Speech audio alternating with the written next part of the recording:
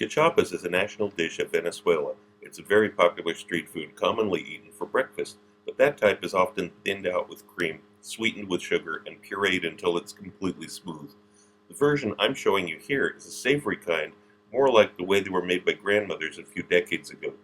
They can be filled with cheese, but I suggest you try them without the cheese as an accompaniment to the Venezuelan blackened chicken recipe in my previous video here. The flavor combination is unique and absolutely delicious. I'm doing a small volume here, and you can scale this up. So into food processor bowl, I'm going to put 200 grams of corn. This is canned corn that I drained. I put it in a sieve and I drained all the liquid that normally comes with it off.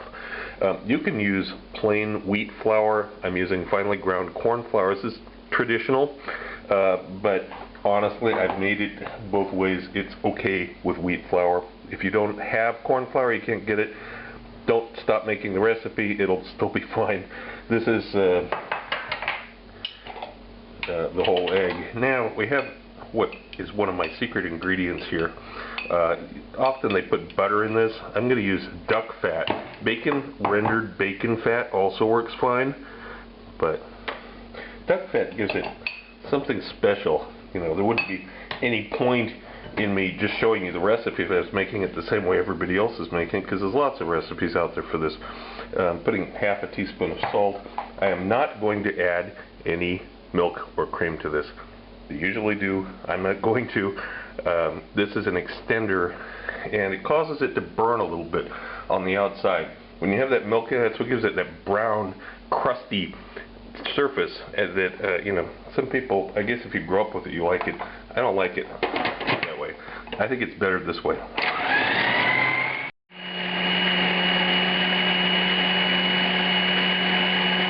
I let this run for almost a full minute. It's still not as finely ground as it would be if I'd used like a cocktail mixer or a stick blender on it, because I want little pieces of corn kernel in there.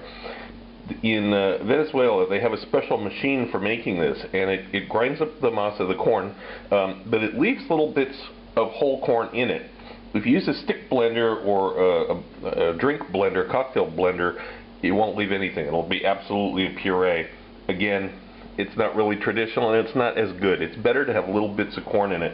So use a food processor and just let it run for quite a while. Food processor with these kinds of blades that slice, no matter, basically almost no matter how long you let it run, it's still going to have those little bits in there. So it'll be more like the really authentic old style Venezuelan one.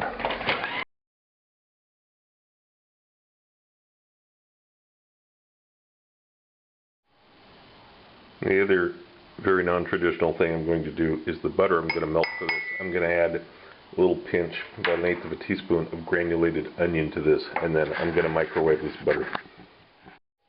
I have a Teflon pan being heated medium heat, and for those that want accuracy, it's about 320 Fahrenheit, about 160, 170 Celsius. It's on 6 out of 1 to 10. It's on a 6.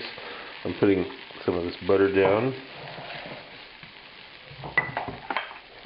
And the size you make of these, you know, obviously it's up to you. It's all the same. And you can put it in with a ladle, but it takes a while before it firms up.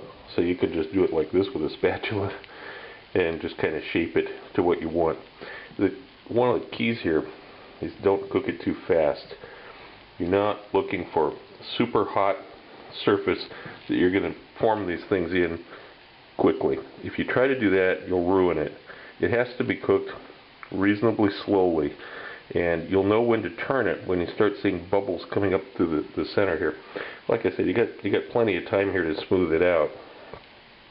And because I've made this thick, it's going to take a little bit of art here to smooth it around and make it even. If I was making it the way the street vendors make it, where it's like a puree and it's really liquid with a lot of cream in it, because cream is a lot cheaper than corn and the other ingredients, then you can just pour it like pancake batter and it'll smooth out itself. You know, there's something to be said for that. I like it this way. I like it really thick with visible pieces of corn in it. So, you know, suit yourself. Okay, this is pretty smooth. and even. So I'm just going to leave this to cook for a few minutes.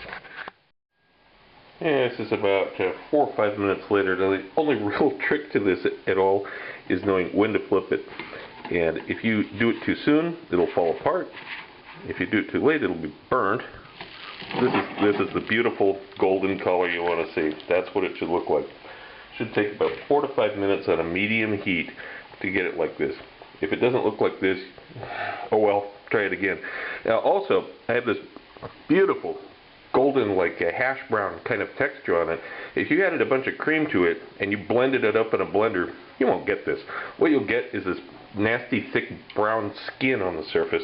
And unfortunately, that's the way a lot of street vendors in Venezuela serve it. People are used to it. They enjoy it.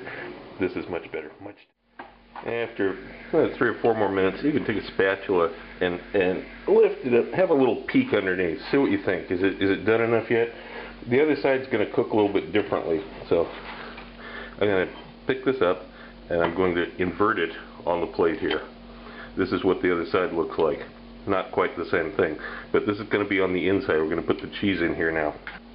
The amount of cheese that you put in is up to you, and I can tell you, in Venezuela they put an ungodly amount of cheese in the middle of these things usually, and they have a special cheese that you can't get here. Mozzarella is the closest thing you're going to find, unless you're in Venezuela, but then why are you watching my video how to make these? You should already know. And then you just kind of fold it over. I'm going to use a spatula to help me. Okay. And it's going to break up a little bit. That's okay. It'll be fine. And the obligatory extra butter on top.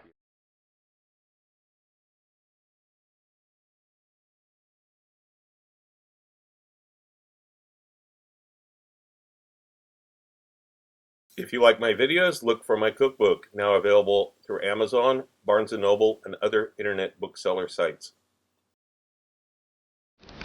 Also look for my cocktail book, Cocktails of the South Pacific and Beyond, Advanced Mixology, available through Amazon online.